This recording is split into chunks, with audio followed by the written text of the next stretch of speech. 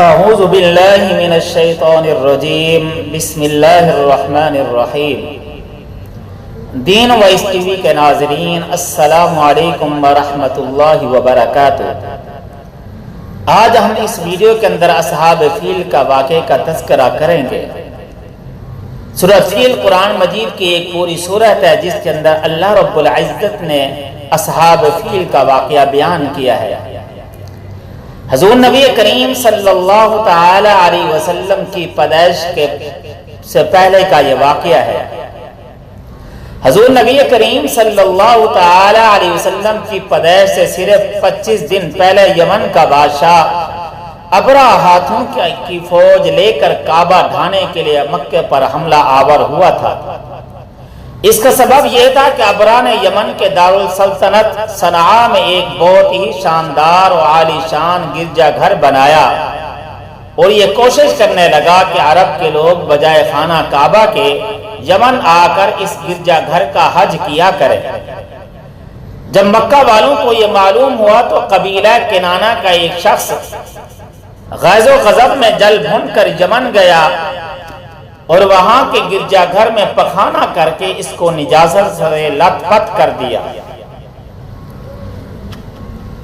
جب ابرہ نے یہ واقعہ سنا تو وہ طیش میں آپے سے بہر ہو گیا۔ خانہ کعبہ کو ڈھانے کے لیے ہاتھوں کی فوج لے کر مکہ پر حملہ کر دیا اور اس کی فوج کے اگلے دستے نے مکہ والوں کے تمام اونٹوں اور دوسرے مویشیوں کو چھین لیا۔ اس میں 200 یا 400 اونٹ عبد المطلب کے بھی تھے۔ حضرت عبد المطلب کو جب اس واقعے سے بڑا رنج پہنچا، چنانچہ آپ اس معاملے میں گفتگو کرنے کے لیے اس کے لشکر میں تشریف لے گئے۔ جب ابرہ کو معلوم ہوا کہ قریش کا ایک سردار اس سے ملاقات کرنے کے لیے آیا ہے تو اس نے آپ کو اپنے خیمے میں بلا لیا۔ جب حضرت عبد المطلب کو دیکھا کہ ایک بلند قامت رعب دار نہایت ہی حسین و جمیل آدمی ہے جس کی پیشانی پر نور نبوت کا جاہ و جلال چمک رہا ہے تو صورت دیکھتے ہی ابرہ مرعوب ہو گیا اور بے اختیار تخت شاہی سے اتر کر آپ کی تعظیم و تکریم کے لیے کھڑا ہو گیا اور اپنے برابر بٹھا کر دریافت کیا کہ کہیے سردار قریش، یہاں آپ کی تشریف آوری کا کیا مقصد ہے؟ حضرت عبد المطلب نے جواب دیا کہ ہمارے اونٹ اور بکریاں وغیرہ جو آپ کے لشکر کے سپاہی ہانک لائے ہیں، آپ ان سب مویشیوں کو ہمارے سپرد کر دیجئے۔ یہ سن کر ابرہ نے کہا، اے سردار قریش، میں تو یہ سمجھتا تھا کہ آپ بہت ہی حوصلہ مند شاندار آدمی ہیں، مگر آپ نے مجھ سے اپنے اونٹوں کا سوال کر کے میری نظر میں اپنا وقار کم کر دیا۔ اونٹ اور بکری کی حقیقت ہی کیا ہے؟ میں تو آپ کے کعبہ کو توڑ پھوڑ کر برباد کرنے کے لیے آیا ہوں، آپ نے اس کے بارے میں کوئی گفتگو نہیں کی۔ حضرت عبد المطلب نے کہا کہ مجھے تو اپنے اونٹوں سے مطلب ہے، کعبہ میرا گھر نہیں ہے بلکہ وہ خدا کا گھر ہے، وہ خود اپنے گھر کو بچا لے گا، مجھے کعبہ کی ذرا بھی فکر نہیں ہے۔ یہ سن کر ابرہ اپنے فرعونی لہجے میں کہنے لگا، اے سرداران مکہ، سن لیجئے، میں کعبے کو ڈھا کر اس کی اینٹ سے اینٹ بجا دوں گا اور وہ زمین سے ان کا نام و نشان مٹا دوں گا، کیونکہ مکہ والوں نے میرے گرجا گھر کی بڑی بے حرمتی کی ہے، اس لیے میں اس کا انتقام لینے کے لیے کعبے کو مسمار کر دینا ضروری سمجھتا ہوں۔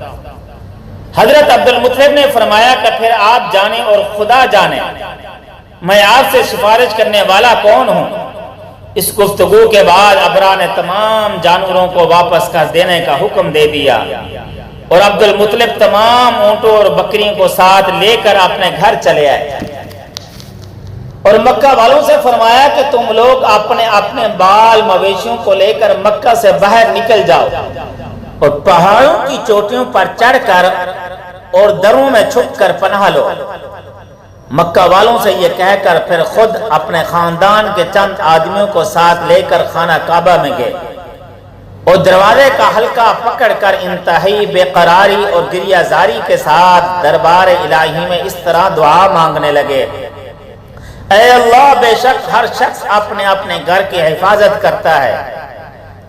لہذا تو بھی اپنے گھر کی حفاظت فرما اور سلیب والوں اور سلیب کی پجاریوں یعنی عیسائیوں کے مقابلے میں اپنی اطاعت شعاروں کی مدد فرما۔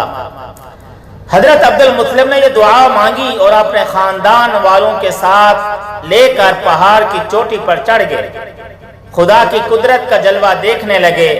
ابرا جب صبح کو کعبہ ڈھانے کے لیے اپنے لشکر جرار اور ہاتھیوں کی قطار کے ساتھ آگے بڑھا اور مقام مغمس میں پہنچا تو خود اس کا ہاتھی جس کا نام محمود تھا ایک دم بیٹھ گیا، ہر چند مارا اور بار بار للکارا مگر ہاتھی نہیں اٹھا۔ اسی حال میں قہر الہی ابابیلوں کی شکل میں نمودار ہوا، ننھے ننھے پرندے جھٹ کے جھٹ جن کی چونچ اور پنجوں میں تین تین کنکریاں تھیں سمندر کی جانب سے وہ حرم کعبہ کی طرف آنے لگے۔ ابابیلوں کے ان لشکروں نے ابرا کی فوجوں پر اس زور و شور سے سنگ باری شروع کر دی کہ ہر آن کی آن میں ابرا کے لشکر اس کے ہاتھیوں کے پر خچے اڑ گئے۔ ابابیلوں کی سنگ باری خداوند قہار و جبار کی قہر و غضب کی ایسی مار تھی کہ جب کوئی کنکری کسی فیل سوار کے سر پر پڑتی تھی تو وہ آدمیوں کے بدن کو چیرتی ہوئی ہاتھی کے بدن سے پار ہو جاتی تھی۔ ابرا کی فوج کا ایک آدمی بھی زندہ نہیں بچا اور سب کے سب ابرا اس کے ہاتھیوں سمیت اس طرح ہلاک و برباد ہو گئے، ان کے جسموں کی بوٹیاں ٹکڑے ٹکڑے ہو کر زمین پر بکھر گئی۔ چنانچہ قرآن مجید کی سورۃ فیل میں خداوند قدوس نے اس واقعہ کا ذکر کرتے ہوئے ارشاد فرمایا، اے محبوب کیا آپ نے نہ دیکھا کہ آپ کے رب نے ان ہاتھی والوں کو کیا حال کر ڈالا کہ انہیں کنکر کے پتھروں سے مارا، انہیں چبائے ہوئے بس جیسا بنا ڈالا۔ جب ابرا اس کے لشکروں کا یہ انجام ہوا تو عبد المطلب پہاڑ سے نیچے اترے اور خدا کا شکر ادا کیا۔ ان کی اس کرامت کا دور دور تک چرچا ہو گیا اور تمام اہل عرب ان کو ایک خدا رسیدہ بزرگ کی حیثیت سے قابل احترام سمجھنے لگے۔